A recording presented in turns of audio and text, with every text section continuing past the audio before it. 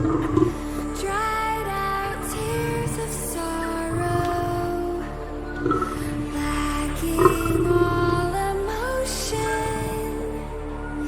staring down the barrel, waiting for the final gates to open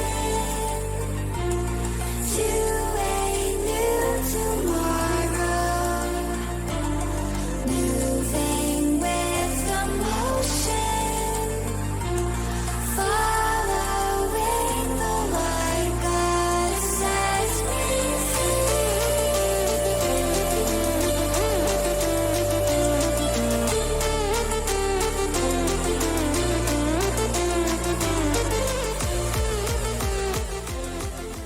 Alright, welcome back everyone. So in today's video we're going to talk about expectations for the US and the rest of the world. Expectations on how long this nano zombie is going to last. We'll talk about the COMEX breaking and physical prices for metals are much higher than the futures. We'll talk about mining stocks, infinite QE, the tools in their toolbox. We'll talk about the markets and unemployment, the psychology of people and how that's going to change in the near term future and the long term, and possible early indications of how this is going to play out in the next few weeks and months. Okay, so first of all, not financial advice. Consult your licensed financial advisor. I am not a licensed financial advisor. Consult them before doing anything. Stocks, extremely volatile, extremely risky. Do not invest in anything you're not willing to lose or lose sleep over. Here's what I'm doing, just so you guys know. Stay healthy, or to boost my immune system. Consult your doctor before doing anything. I take tonic water. It has some stuff in it, look it up. And it's cheap and you can buy a lot of it. And I'll make a cocktail. So I take tonic water, I put nano silver in it. There is a difference between colloidal and nano. Vitamin C pack, like powdered packet, and elderberry. I bought a ton of elderberry. Stuff's expensive, but it's organic. It's been used for I think hundreds, if not thousands a year. Well, I don't know about thousands, but very long time, since like the Middle Ages, to boost immune.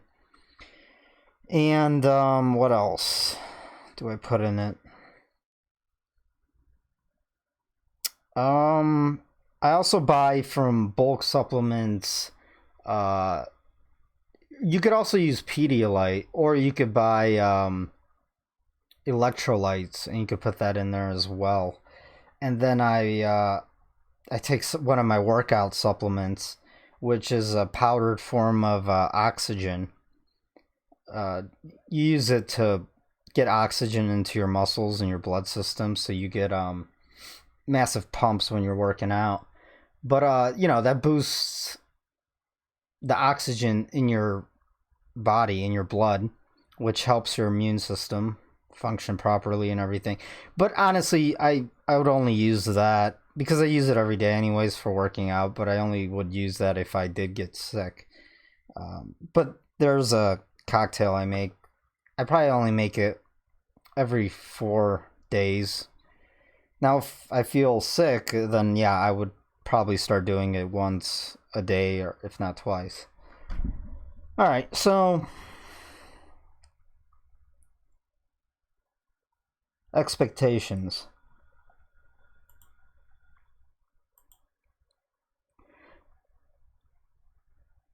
So I was listening to what's his name? One of the doctors or that nurse. His YouTube. He's very popular. I forgot his name.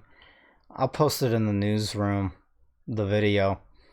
But he's been following this since the beginning, and he has credentials. He's even been on mainstream, and I trust him. He's I don't even think he's making a penny or a dime off of this. Even his YouTube channel, you know, he's not making anything. So he's that older gentleman, the British gentleman with the glasses. He said he's expecting in the U.S. peak for this nano zombie to peak out in about 3 weeks, 3 to 4 weeks, okay, from now. So 3 to 4 weeks, that's obviously past Easter, and that's looking like, well, Americans are going to get pretty angry. It's also very bad for the economy. Now, I'm not even saying that the lockdown will be lifted after 3 to 4 weeks from now. That's when this thing peaks in the US, right? Meaning, we're looking at maybe the lockdown being lifted 2 weeks afterwards, the earliest. So that would make you think we have about 5 to 6 more weeks, right? So about another month and a half of this, in the US at least.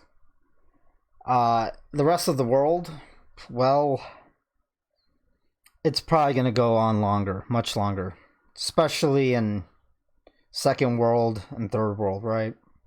There, it's probably just going to burn through the population the rest of this year. So they'll peak out probably summer. But, you know, it's probably going to be horrific.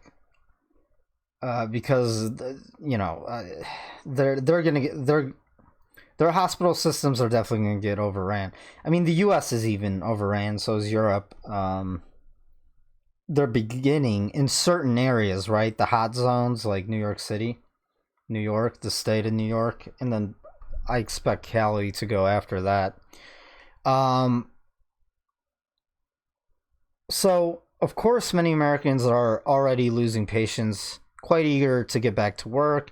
If the shelter-in-place orders stretch on for months, it is probably inevitable that we will see civil unrest and rioting, as we're witnessing in China right now. Now, I posted on my Twitter and in the newsroom another article that had a bunch of videos, and soon as the lockdown was lifted, when people came back out, they're angry. Okay, first of all, a lot of them don't have work, and after being pretty much on house arrest for months. In China was about, what, 3 months now? That's a long time, guys. You're gonna see it. So this is just the beginning. Remember, it's just the beginning. And I have a feeling what we see in China is pretty much a precursor to the near-term future. In Europe and the U.S. I mean, Europe, I guarantee you. I mean, we were seeing riots and everything prior to this in Europe, and because of their migration and there's like ghettos in Europe, those people aren't even listening to the lockdown. They're just not listening, right? There's no rule of law is already breaking down there. Well, and it depends which countries. I'm referring mostly to UK. So, I don't know. What do you guys think? Put in the comment section if you think the U.S. could handle another month and a half. I mean, think of your average American. I mean, they're used to traveling. They have goals. They have jobs. They had vacations planned. All plans are pretty much out the window. And just your way of life is completely changed. It's upside down to what it used to be. And I feel like as the weather becomes better and warms up, I mean, people don't want to be cooped up in their homes. I mean, just where I live, everyone is basically outside, walking around, riding bikes, I actually see more people now than ever before, to be honest. All right. Well, at least in the suburbs. What else? Now, I posted this in the newsroom a few days ago. And after listening to this video, right? So this is what I wrote. I thought the U.S. economy was at most 30% financialized and another 20% governmentalized. According to Chris here, he said 40%. If so, meaning 40% is financialized. If so, we are looking at a massive, massive unemployment, meaning you better be prepared and have some self-protection. So here's what I'm trying to get at. Because the U.S. has outsourced all of its manufacturing industrialization to the rest of the world through globalization, not only have we financialized our economy way more than we should have, like I've been saying for years, financialization is a byproduct of industrialization. So you don't have finance without brick and mortar manufacturing companies. But because we could print money and create paper bubbles, basically credit bubbles, debt bubbles through the financial markets, we have financialized our economy, meaning there's a large percentage of people in the US who their jobs are basically shuffling paperwork or clicking a mouse and typing on a keyboard and moving phantom digits, ones and zeros around, just like me in a way. But the reason I do trading and economics and all this, I always found it to be interesting and I sort of enjoyed it and whatnot. But also, it is probably the easiest way right now to make it in a big way, because this will be the largest wealth transfer in human history. And you want to be on the part of that, because there is going to be no middle class. You're either going to be a peasant or you're going to be the guy in the mansion on the hill. I'm sorry to say, that's what I believe. For the next few decades at least. All right, so here's another problem. Financialization is probably around, I thought it was around 20%. He said 40. I bet it's around 30%, maybe less. The other problem is another like 25 to 30% is service sector. Service sector is also a byproduct of manufacturing and brick and mortar. The problem is all that went over the seas, right? And most of the jobs that have been made in the past 11 years during this largest expansion in economic U.S. history, which is bullshit, it was basically off of economic data, which did not really show the true types of employment, right? It's basically millennials getting bartender jobs and waitress jobs and baristas jobs, okay? Those don't really add to the economy. So, and then the third largest sector in the U.S. economy, and Europe is very similar to the U.S., the way it's set up, is government jobs. Those don't add to the economy either. These all sort of feed off of it and take from it. That's the problem. That's why this is a really big problem for the U.S. And that's why Schiff lately has been saying some scary stuff, which he, kind of refrained himself from saying in prior years. All right, so a lot of these jobs are going to go away. The last to go away will be the government jobs, but the service sector, that's first on the chopping block, and then the financial jobs is second. All these people are going to be unemployed. All right? Just think of it. I mean, just think of all the retail stores, think of all the restaurants, think of all the bars, and think of how much of that is the economy, especially in major cities and very heavily populated areas that are going to get hit the worst and the hardest by this nano zombie, right? All right. So, what does this mean? Well, what this means is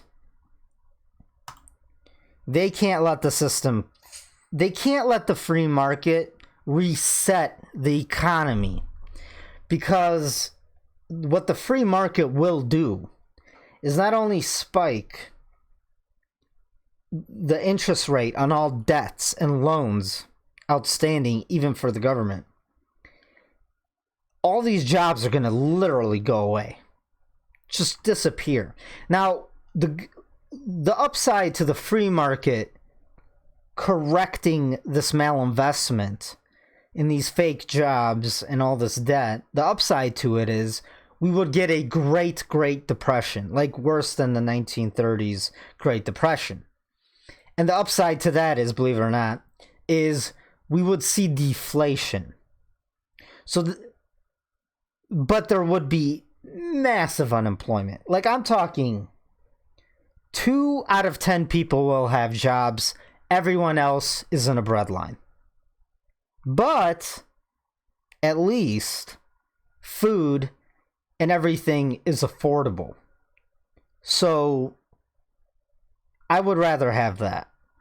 And then there would be restructuring of all the debt and all the companies and everything. And this would also force the government to cut itself down by like 95%. There wouldn't even be anything left. And that, for the long term, would be really good for society in the US and the millennials and Gen Xers. We could finally afford homes. We could finally buy cars. We could finally have a future. Unfortunately, for the boomers and everyone who's been pumping this bubble and living off of credit and future debt that they've tied to, I mean, this would also lead to a default globally. The problem is this, if we had a deflationary depression, right, the boomers would be left with nothing. They would lose absolutely everything. Either way you look at it, it's going to be horrific. Now, what they're going to attempt to do is not have that. Of course, they're going to use all the tools in their toolbox to try to reinflate this bubble and try to stop a Great Depression.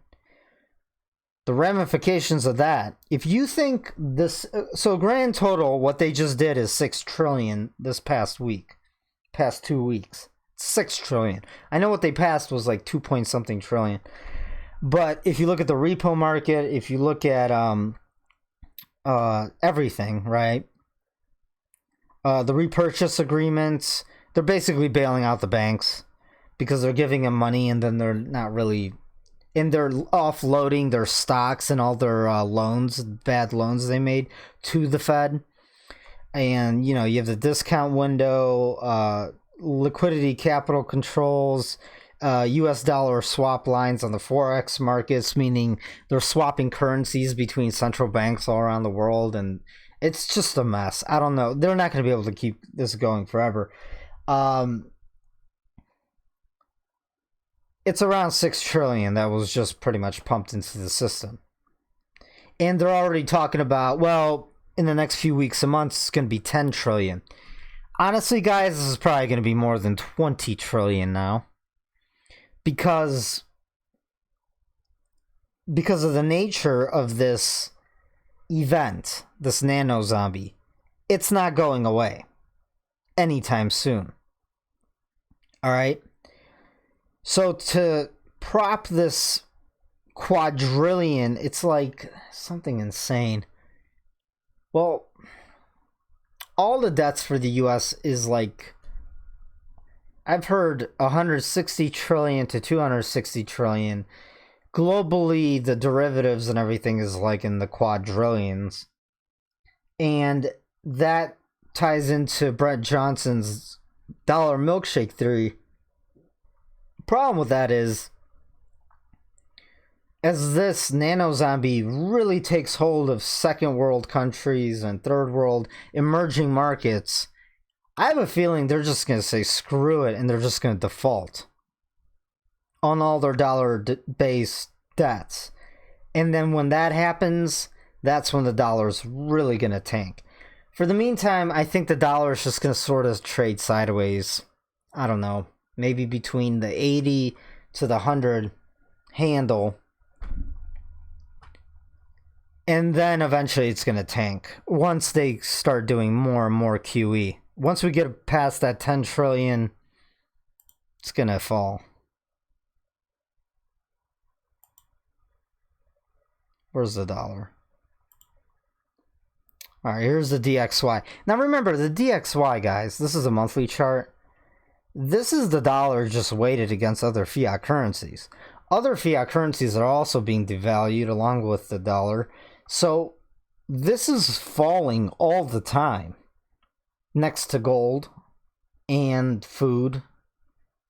Not oil, though. Oil's going to go back up. I'm not sure when. We'll just keep an eye on that. Because demand, right, is just falling globally. And it's probably going to continue to fall for the rest of this year.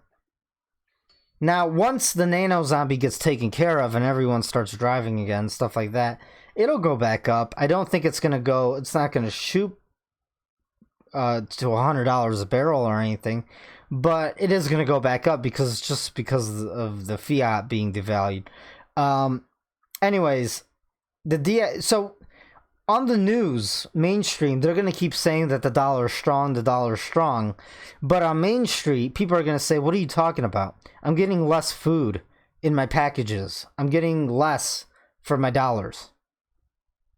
On top of being unemployed. And on top, listen, they're going to keep this first initial $1,200 that they're sending out everyone who has a pulse. That's good. This is just the first round. They're going to keep doing that. And the reason they're going to do that is so people, don't grab the pitchforks and the torches. That's really why they're doing it. And so they could buy food. Of course, it's not going to cover all the debt that Americans are in, and it's not going to make them whole for the jobs they lost and everything. And it's honestly, it's not even enough to get the velocity of money turning in the economy. So we're going to see inflation. We're going to see stagflation for some time, I believe. We're not going to see runaway inflation and eventually hyperinflation. We will see runaway and hyperinflation once the nano zombie's completely gone and everyone tries to get back to work. When will that be? Well, that is a very difficult and complicated question and answer. I don't know, because we could have multiple waves of this. This could, right, we could get... the lockdown could end, let's say, in about a month and a half, and then everyone tries to go back to work who still has a job, and things kind of normalize in the summer, all the way into the fall. But then again, we might get a second wave towards the end of fall, going into winter again. And I think if we get a second wave, that's when we're going to see some crazy stuff starting to happen. Like, people are going to be very, very angry by then. And then next summer, the world's not going to be the same place. Like, it's going to be very different for everyone all across the world. It's going to be I think it'll be much more dangerous, might be way more totalitarian, And then if there's a third wave, let's say in 2022, winter, I don't know. But we don't know, right? So we don't know if these let's just call them cures, are gonna work. We don't know if I don't want to say it. The stuff they're talking about right now, there's a couple ways to handle the nano zombie right now. It's worked in South Korea. If those work, that's great, and then we could manage it, and then the curve, right? So the hospital system doesn't get overwhelmed. If that works over this summer, then even if we get a wave 2, it might be manageable. But again, like I said, guys, the way to handle this, like I said, and I think eventually they're going to understand and do this, right? Everyone's got to wear gloves, masks, and eye protection. If you're over age 50, stay home. It is what it is. And then the millennials who just lost their part-time barista jobs can now maybe have a new job where they deliver food to the older generations. And while us younger people, like under 50, we go back to work and we're going to get it, okay? We're going to get it eventually, all of us. And we build herd immunity and then it stops spreading. Another thing to worry about is a mutation. Maybe a stronger strand comes out or a different one. So there's a lot of unknowns. There's known unknowns, and then there's unknown unknowns with this. Now you could get off, you could put on your tinfoil hat and say, they might release something that's going to be really bad. By the way, we have top generals going into their bunkers, right? Their government bunkers under hills. That's kind of concerning, I'm not going to lie. By the way, the IMF is also doing trillions in QE. We're going to see global inflation. I have never been more certain in my life of metals going to the moon. I'm going to say this right now. Gold is going to be worth more in dollars than Bitcoin very soon, probably by the end of this year. We already see over $2,000 ounce prices. Okay, here's the videos. This is the newsroom. The link's below this video. Just click on it, download the free app. It's really easy to use. But anyways, the unemployment is it's gonna be unbelievable in the next few weeks and months. We're gonna be over 10 million in unemployment, probably over 20. And that's a lot of people. A lot of pissed off people. So things are going to get much, much worse, unfortunately, I believe, than they will get better. And they're going to do whatever it takes, meaning they're going to print as much money. They've already said it. Whatever it takes, probably so everyone gets some money so they could eat.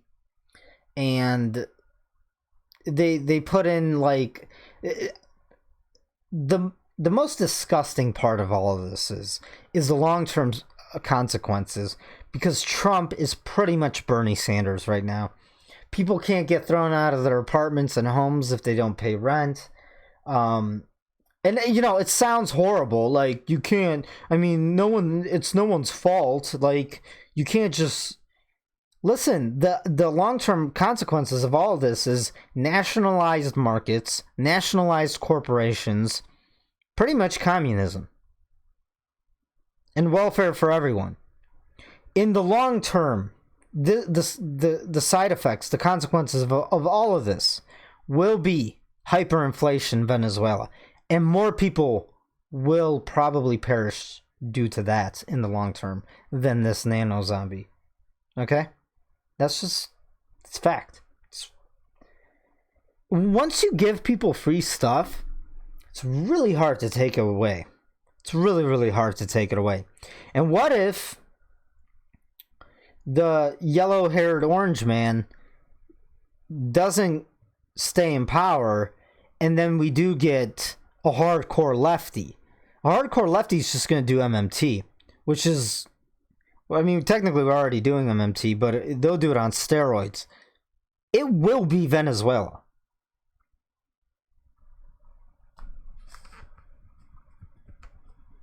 I really hope not. I hope there's a contingency plan to all of this. Now there are some good things that are going to come out of this. If we do have a complete complete and total breakdown. At least, far off in the future, my generation, Gen X and the millennials, I mean, we're going to harden up. We're going to toughen up. And eventually the control structure will break down completely. And then they will be able to do no more of this nonsense. And then eventually we'll just probably go back to hard money and no more funny money, endless credit, bubble blowing, and we'll probably have free markets. But the road to that, the road to freedom and free markets, and the way the U.S. used to be like 100 years ago, 150 years ago, will be very, very hard, very dangerous. It'll be very, very bad. But if you survive it, right? There is light at the end of the tunnel. Now, does the U.S. have a contingency plan to bring back manufacturing and to go back to a possible gold standard? Yeah, maybe, because central banks have been buying gold for like over 10 years now, like hoarding it, and that's why they've been pushing down artificially the prices.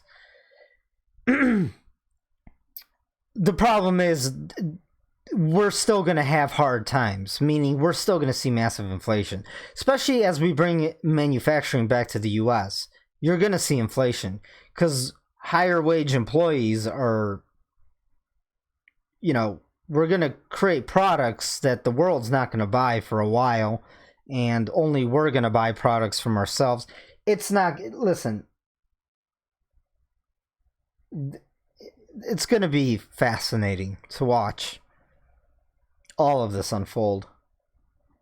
All right, the COMEX.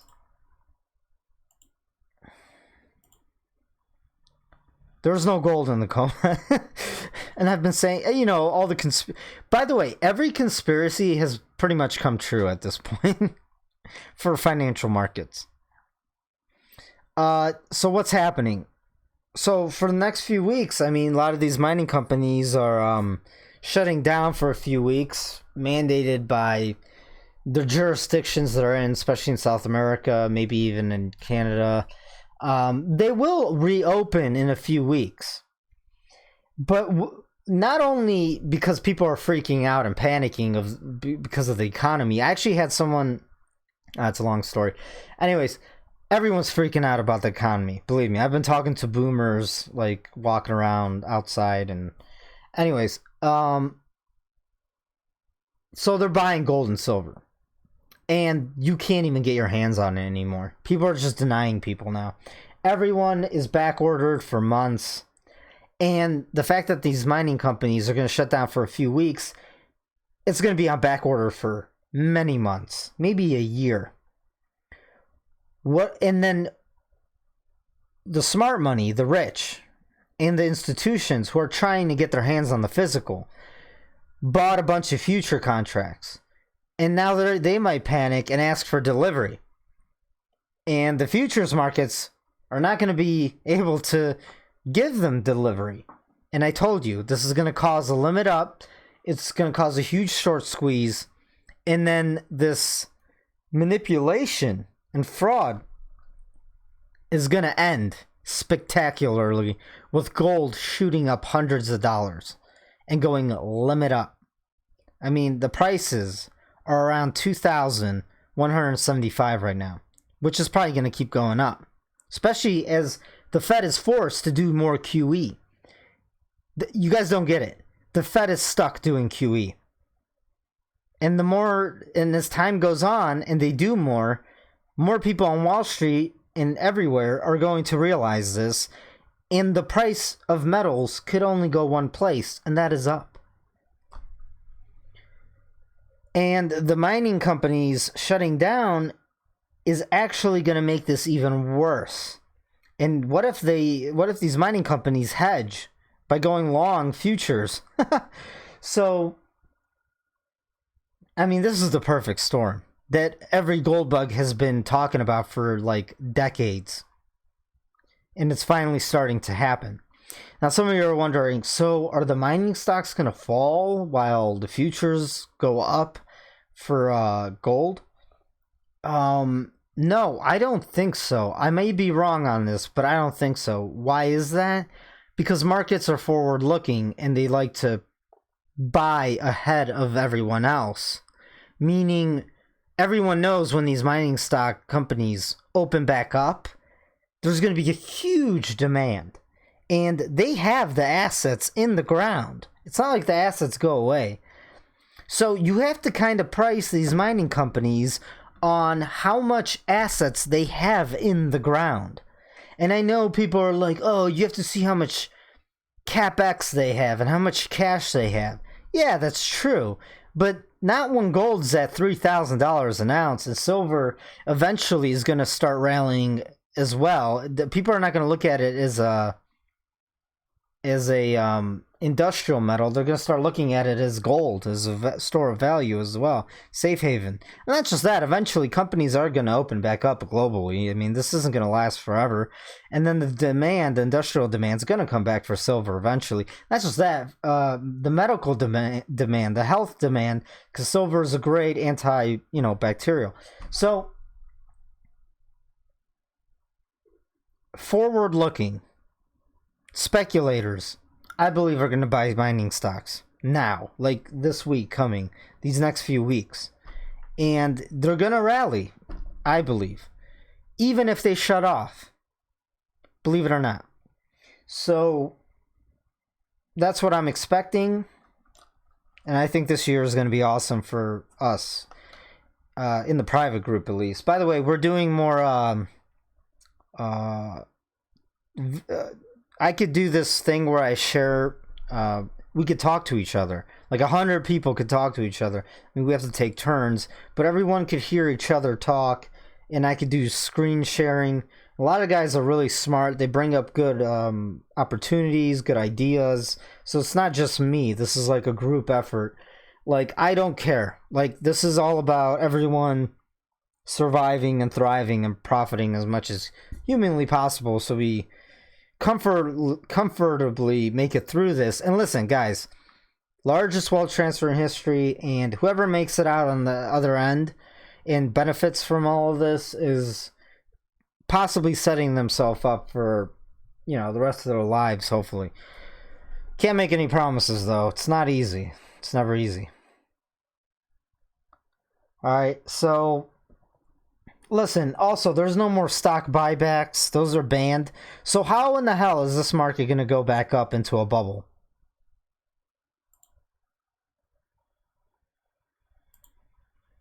Let's look at the Dow here.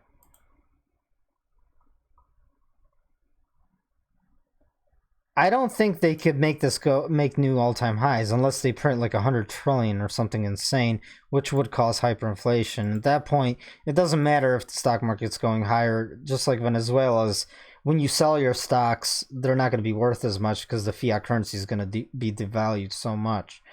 It will happen at some point. Here's what I'm expecting. I'm expecting something like this, right?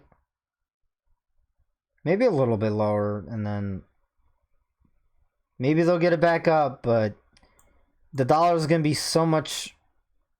It'll be worth so much less. So is the euro, so is every other fiat currency.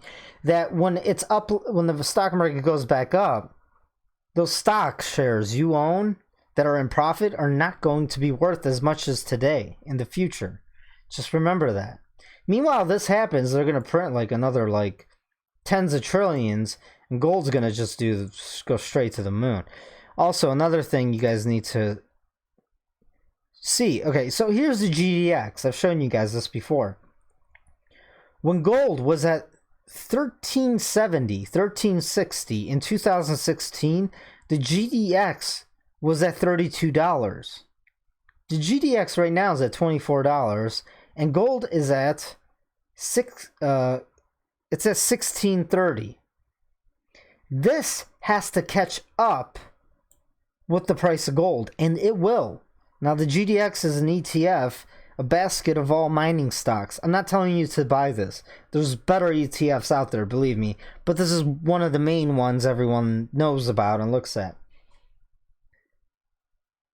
This is going to catch up with the price of gold and overshoot it by a lot. Okay? By a lot. This is going to cross the price of gold. It has to eventually. Look back here. So the orange line is gold, by the way. The spot price of gold. Historically, the GDX outperforms the price of gold. It should. It's mining stocks. So this is going to happen again. And that's when you're going to see massive life-changing gains. All right. And this is just the GDX. There's way better opportunities in the mining sector out there, I believe. So check out the private group. Go to my website. Product should pay for itself. You have nothing better to do while you're locked down, so at least, I don't know, try to profit. try to catch some of this life, the largest wealth transfer ever. And of course, you know, it's a group. We share information. We talk about mining stocks. We also short other stocks.